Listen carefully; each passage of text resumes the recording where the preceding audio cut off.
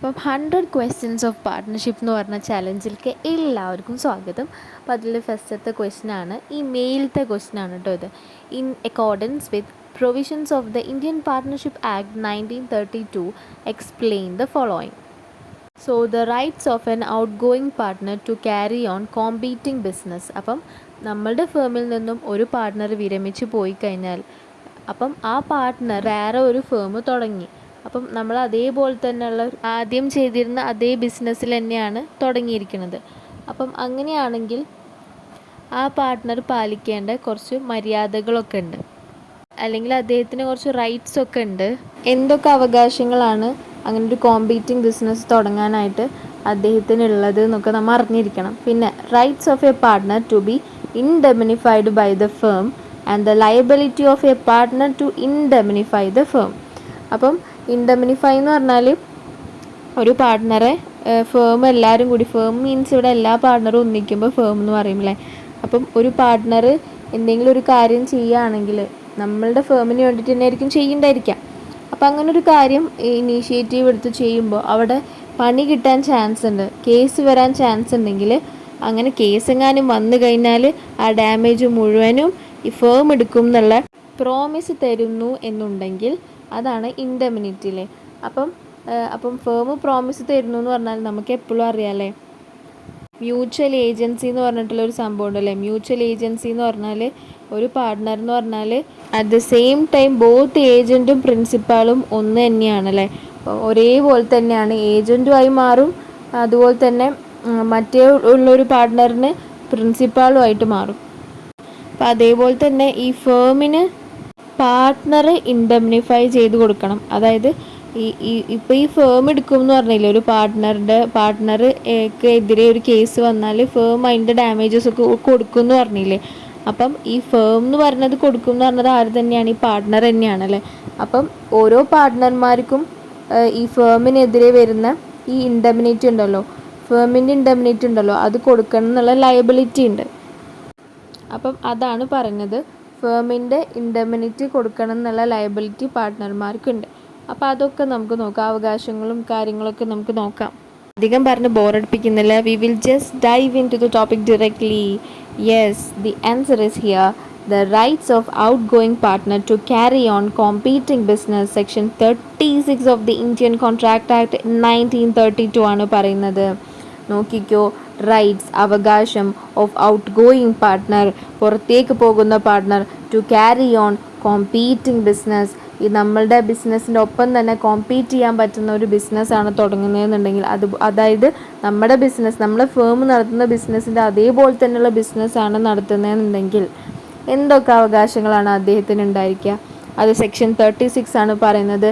An outgoing partner may carry on business competing with that of the firm and he may advertise such business. അപ്പം ഇങ്ങനെ advertise ഒക്കെ കൊടുക്കുന്ന സമയത്ത് he may not use the firm name. ഇപ്പോൾ മൈജിയിലത്തെ ഒരു partner പോകുന്നു, എന്നിട്ട് വേറൊരു ഫേം തുടങ്ങിയിട്ട് അതിന് മൈജി എന്ന് തന്നെ പേരിടാൻ പാടില്ല. So may not use the firm name. അല്ലാന്നുണ്ടെങ്കിൽ മൈജിയുടെ ഒരു രീതിയിലുള്ള ഒരു പേരൊന്നും ആ ഒരു ഇത്രയും ഫേമസ് ആണല്ലോ, ഇത്രയും ഒരു ലൈക്ക് ഒരു ഗുഡ് വിൽ ഉണ്ടല്ലോ, അപ്പോൾ ആ ഒരു അഡ്വർടൈസ്മെൻറ്റിൽ, പുതിയ ഇറക്കുന്ന അഡ്വർടൈസ്മെൻറ്റിൽ അങ്ങനത്തെ ഒരു പേര്, ഫേമിൻ്റെ പേരേ വരാനായിട്ട് പാടില്ല അവിടെ. But subject to contract to contrary എന്ന് പറയുന്നുണ്ട്. അതായത് ഇതിന് ഓപ്പോസിറ്റായിട്ട് ഒന്നും കോൺട്രാക്റ്റിൽ പറഞ്ഞിട്ടില്ലെങ്കിൽ എന്നാണ് ഉദ്ദേശിക്കുന്നത് കേട്ടോ. അതായത് കോൺട്രാക്റ്റിൽ ഇങ്ങനെയൊക്കെ ചെയ്തോളൂ എന്ന് പറഞ്ഞിട്ടുണ്ടെങ്കിൽ ഇപ്പോൾ ഈ പറയാൻ പോകുന്ന കാര്യങ്ങളൊന്നും വാലിഡ് ആവില്ല. അപ്പം subject to contract to the contrary, അപ്പം കോൺട്രാക്റ്റിൽ ഇതിന് ഓപ്പോസിറ്റായിട്ടൊന്നും പറഞ്ഞിട്ടില്ല എന്ന് വിശ്വസിക്കുന്നു എന്ന് എപ്പോഴും നമ്മളൊരു മുൻകൂർ ജാമ്യം ലോയിൽ എപ്പോഴും പറയാറുണ്ട്. ഇതെന്ന് പറഞ്ഞാൽ ഒരു ഫ്രേസാണ്, ഒരു ലീഗൽ ഫ്രേസാണ്, എപ്പോഴും ഉപയോഗിക്കും ലോയിൽ, subject to the contract to the contrary. അപ്പം കോൺട്രാക്റ്റിൽ ഇതിന് എതിരായിട്ടൊന്നും പറഞ്ഞിട്ടില്ല എന്നുണ്ടെങ്കിൽ he may not use the firm name and represent himself as a carrying on the business of the firm. അതായത് നമ്മുടെ ഈ ഫേമിൻ്റെ ബിസിനസ് ക്യാരി ചെയ്യുന്ന പോലത്തെ രീതിയിൽ അദ്ദേഹം റിപ്രസെൻ്റ് ചെയ്യാൻ പാടില്ല മറ്റുള്ള കസ്റ്റമേഴ്സിൻ്റെ മുമ്പിൽ. ഓക്കെ, കസ്റ്റമേഴ്സിൻ്റെ മുമ്പിൽ അദ്ദേഹം ഇൻഡിപെൻഡൻ്റ് ആയിട്ടായിരിക്കണം പറയേണ്ടത്, അല്ലാതെ ഫേമിൻ്റെ ബിസിനസ് ക്യാരി ചെയ്യുന്ന ഒരാളായിട്ട് പറയാൻ പാടില്ല. represent himself as he may not represent himself as carrying on the business of the firm, or he may not solicit the custom of persons. Solicit എന്ന് പറഞ്ഞാൽ ക്ഷണിക്കുക അല്ലെങ്കിൽ അഭ്യർത്ഥിക്കുക. The custom of persons who were dealing with the firm before he ceased to be a partner. Okay, ഇദ്ദേഹം ആ partner ആയിരുന്ന സമയത്ത്, അതായത് പാർട്ട്ണർ പദവി ഉപേക്ഷിച്ച് വരുന്നതിന് മുമ്പുണ്ടല്ലോ, cease to be a partner എന്ന് പറഞ്ഞാൽ no longer he's a partner. അപ്പം ഈ cease to be a partner ആവുന്നതിന് മുമ്പ് ആ ഒരു കസ്റ്റമേഴ്സ് ഉണ്ടാവുമല്ലോ ആ ഒരു ഫേമിന്, custom of persons who were dealing with the firm. അപ്പോൾ അവരോട് ഇങ്ങനെ ക്ഷണിക്കാനൊന്നും പാടില്ല എന്നാണ് പറഞ്ഞത്. അത് ഫേമിൻ്റെ കസ്റ്റമേഴ്സാണല്ലോ. അപ്പോൾ ഫേമിൻ്റെ അതേപോലെ തന്നെയുള്ള ബിസിനസ്സാണല്ലോ ഇദ്ദേഹം ചെയ്യുന്നത്. അപ്പം അവരെ ഇതിലേക്ക് വിളിക്കാൻ പാടില്ല. ഫേമിൻ്റെ കസ്റ്റമേഴ്സ് ഫേമിൻ്റെ, ഇയാൾക്ക് സെപ്പറേറ്റ് കസ്റ്റമേഴ്സ് കിട്ടുകയാണെങ്കിൽ ഓക്കെ, അങ്ങനെയാണ്. അപ്പോൾ ക്ഷണിക്കാനൊന്നും പാടില്ല. Solicit the custom of persons who were dealing with the firm before he ceased to be a partner. അതായത് ഒരു സ്റ്റീൽ കമ്പനിയാണ് പാർട്ട്ണർഷിപ്പ് കൂടിയിട്ട് നടത്തിയിരുന്നത്. അപ്പോൾ അതിൻ്റെ ഇടയിൽ ഒരു പ്രശ്നം വന്നിട്ട് ഒരു പാർട്ട്ണറിനെ ഡിസ്പെൽ ചെയ്തു. ഡിസ്പെൽഷൻ ഓഫ് ദ പാർട്ട്ണർ എന്ന് കേട്ടിട്ടില്ലേ? അപ്പോൾ പാർട്ട്ണർ പിരിഞ്ഞു പോന്നു. അങ്ങനെ ആ പിരിഞ്ഞു പോകുന്ന പാർട്ട്ണർക്ക് ഈ ബിസിനസ് ചെയ്തിരുന്ന ആ ഒരു കഴിവും ബിസിനസ് ചെയ്യാനുള്ള കഴിവൊക്കെ ഉള്ള ആളായിരുന്നു. അപ്പോൾ ഇതേ ബിസിനസ് തന്നെ അയാൾ ഒറ്റയ്ക്ക് തുടങ്ങി, OPC ആയിട്ടൊക്കെ തുടങ്ങി, 1 person കമ്പനിയൊക്കെ ആയിട്ട് അങ്ങനെ തുടങ്ങിയെന്ന് വിചാരിക്കും. അപ്പം custom of persons who were dealing with the ഫേമിനെ ഒന്നും ക്ഷണിക്കാൻ, സോളിസിറ്റ് ചെയ്യാൻ പാടില്ല before he ceased to be a partner. So അദ്ദേഹം രാജിവെക്കുന്നതിന് മുമ്പ്, പാർട്ട്ണർ പദവി ഉപേക്ഷിക്കുന്നതിന് മുമ്പ് ഏതൊക്കെ കസ്റ്റമേഴ്സാണോ ആ ഒരു ഫേമിൽ വന്നിരുന്നത് അവരെ ഇതിലേക്ക് വിളിക്കാൻ പാടില്ല. നെക്സ്റ്റ് ആണ് agreement in restrained of trade. അതായത് വ്യാപാരം തടയുന്നതിനുള്ള ഒരു agreement. Partner may make an agreement with his partners that on ceasing to be a partner he will not carry on any business similar to that of the firm within a specified period or within specified local limits, notwithstanding anything contained in section 27 of the Indian Contract Act 1872. Such agreement shall be valid if the restrictions imposed are reasonable. നമുക്ക് എല്ലാവർക്കും ഉള്ളൊരു ഡൗട്ടാണല്ലേ, അങ്ങനെ ഒരു partner ഒരു ഫേമിൽ നിന്നും ഇറങ്ങി പോന്നു കഴിഞ്ഞാൽ ആ പാർട്ട്ണർക്ക് അതേ ബിസിനസ് തുടങ്ങാൻ പറ്റുമോയെന്ന്, ആ പാർട്ട്ണറിന് അവകാശം ഉണ്ടോയെന്ന്. യെസ്, ഉണ്ട്. അതാണ് സെക്ഷൻ 36 നമ്മളിപ്പോൾ തന്നെ പറഞ്ഞത്. ഈ വക കാര്യങ്ങളൊന്നും അഡ്വർടൈസ് ചെയ്യാൻ പാടില്ല, ഫേമിൻ്റെ നെയിം ഉപയോഗിക്കാൻ പാടില്ല, ക്ഷണിക്കാനായിട്ട് പാടില്ല എന്നൊക്കെയുള്ള കണ്ടീഷൻ ഓക്കെ വരുത്തിയിട്ടുണ്ടെങ്കിൽ അദ്ദേഹത്തിന് ഇങ്ങനത്തെ കോമ്പീറ്റിംഗ് ബിസിനസ് തുടങ്ങുന്നതുകൊണ്ട് ഒരു കുഴപ്പമില്ല. അതുപോലെ തന്നെ agreement in restrained of trade ഉണ്ട്. ഒരു പാർട്ട്ണർ ഒരു എഗ്രിമെൻറ്റിലേക്ക് ഏർപ്പെടും വിത്ത് ഹിസ് പാർട്ട്ണർ. എപ്പോഴാണെന്നറിയോ? On ceasing to be a partner. No longer ആ ഒരു പാർട്ട്ണർഷിപ്പിൽ പാർട്ട്ണർ ആവൂല എന്നുണ്ടെങ്കിൽ, ഓക്കെ, ഇനി നോ ലോങ്ങർ അദ്ദേഹം ഒരു പാർട്ട്ണർ ആവൂല. അപ്പോൾ അങ്ങനത്തെ ഒരു സമയത്ത് ഒരു എഗ്രിമെൻറ്റിൽ ഏർപ്പെടും. ആ എഗ്രിമെൻറ്റിനെയാണ് agreement in restrained of trade എന്ന് പറയുന്നത്. He will not carry on any business.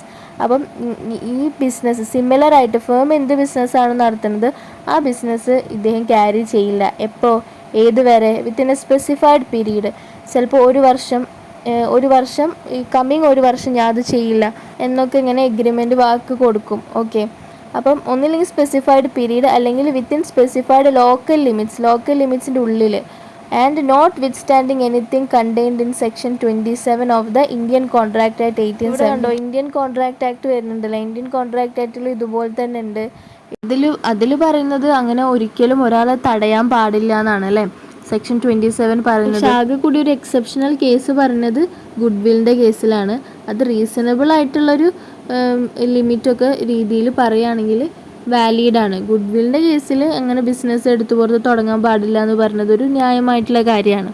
അതും വല്ലാണ്ട് റെസ്ട്രിക്ഷൻസും അതിൽ വെക്കാൻ പാടില്ല എന്നും പ്രത്യേകം ആ ഒരു നിയമം പറയുന്നുണ്ട്. അപ്പോൾ ഒന്ന് നോക്കിയാൽ section 27 of the Indian Contract Act 1872 declares that any agreement that restrains a person from exercising a lawful profession, trade or business is void ആണല്ലേ. അപ്പോൾ അദ്ദേഹത്തിന് ജീവിക്കണ്ടേ, അദ്ദേഹത്തിന് കുടുംബം കുട്ടികളൊക്കെ ഉള്ളതാണ്. അപ്പോൾ നമ്മളങ്ങനെ ബിസിനസ് ചെയ്യാൻ പാടില്ല എന്ന് പറയുന്നത് വോയിഡാണ്, നിലനിൽക്കാത്തൊരു അസാധുവായ ഒരു എഗ്രിമെൻ്റ് ആണ്. അങ്ങനെ പറഞ്ഞിട്ടുണ്ടെങ്കിൽ അങ്ങനെ റീസ്ട്രെയിൻ ചെയ്യാൻ പാടില്ല, ഒരാൾ ബിസിനസ് ചെയ്യുന്നതിനും തടയാൻ പാടില്ല. അതുകൊണ്ടാണ് ഇവിടെ പറയുന്നത് notwithstanding anything contained in section 27 of the Indian Contract Act 1872.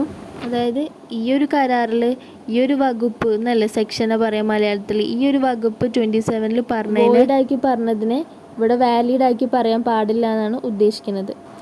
ഇവിടെ ഒരു ന്യായമായിട്ടുള്ള കാര്യമാണല്ലോ പറയുന്നത്. സ്പെസിഫൈഡ് പീരീഡ് അല്ലെങ്കിൽ സ്പെസിഫൈഡ് ലോക്കൽ ലിമിറ്റിൻ്റെ ഉള്ളിൽ ചെയ്യാൻ പാടില്ല എന്ന് അപ്പം തന്നെ ആ ഒരു പാർട്ട്ണറെ കൊണ്ട് എഗ്രിമെൻറ്റിൽ ഏർപ്പെടുത്തിയിട്ട് പറയിപ്പിക്കുന്നതാണ് അല്ലേ. എന്നിട്ട് such agreement shall be valid if the restrictions imposed are reasonable. ന്യായമായിട്ടുള്ള റെസ്ട്രിക്ഷൻസ് ആണെങ്കിൽ such agreement shall be valid. അതായത് ഇപ്പം എങ്ങാനും ഇനി അയാൾ ഈ ഫേമിൻ്റെ അതേ ബിസിനസ് എങ്ങാനും തുടങ്ങിക്കഴിഞ്ഞാൽ ആ ഒരു ലോക്കൽ ലിമിറ്റിൽ തുടങ്ങൂല എന്ന് പറഞ്ഞിട്ട് തുടങ്ങിക്കഴിഞ്ഞ് കഴിഞ്ഞാൽ ഈ ഫേമിങ്ങിന് കേസ് കൊടുക്കാനായിട്ട് പറ്റും എന്നാണ് പറഞ്ഞത്. Such agreement shawl B valid എന്ന് പറഞ്ഞാൽ ലീഗൽ വാലിഡിറ്റി ഉണ്ട്, ലീഗൽ ബൈൻഡിങ് ഉണ്ട്, ലീഗൽ സപ്പോർട്ട് കോടതി തരും എന്നാണ് പറഞ്ഞത്. അപ്പം അതും റീസണബിൾ ആയിട്ടുള്ള റെസ്ട്രിക്ഷൻസ് ആയിരിക്കണം ഇമ്പോസ് ചെയ്യേണ്ടത്. അതായത് ഈ ഒരു ജില്ലയിൽ ചെയ്യാൻ പാടില്ല അങ്ങനെ പറഞ്ഞാൽ കുഴപ്പമില്ല, പക്ഷേ ഈ എടുത്തുപുറത്തുള്ള 10 ജില്ലകളിലായിട്ട് ചെയ്യാൻ പാടില്ല അങ്ങനെയൊന്നും പറയാനായിട്ട് പാടില്ല. Once again I will read agreement in restraint of trade. A partner may make an agreement with his partners that on ceasing to be a partner, പങ്കാളി അല്ലാതായി തീരുന്നു എന്നാണ് അതിൻ്റെ അർത്ഥം. ceasing to be a partner, he will not carry on any business similar to that of the firm within a specified period or within specified local limits, and notwithstanding anything contained in section 27 of the Indian Contract Act 1872. Indian Contract ആക്ടിൽ പ്രത്യേകം പറയുന്നുണ്ട് അങ്ങനെ ഒരാളെ restrain ചെയ്യാൻ പാടില്ല എന്ന്, അത് void ആണെന്ന് പറയുന്നുണ്ട്. പക്ഷേ അതിനൊക്കെ മാനിച്ചുകൊണ്ട് തന്നെയുള്ള ഒരു എഗ്രിമെൻ്റ് ആണ് ഇവിടെ എഴുതുന്നത്. അത് വോയിഡാന്ന് പറഞ്ഞത് ഇവിടെ വാലിഡ് ആണെന്നല്ല പറയുന്നത്, ചെറിയ രീതിയിൽ നമ്മളൊന്നും റെസ്ട്രിക്റ്റ് ചെയ്യുന്നു എന്നുള്ളൂ. So such agreement shall be valid if the restrictions imposed are reasonable. Such agreement shall be valid if the restrictions imposed are reasonable. If the restrictions imposed are reasonable. If you find this video useful, please do subscribe, please do comment and like my channel. Thank you so much.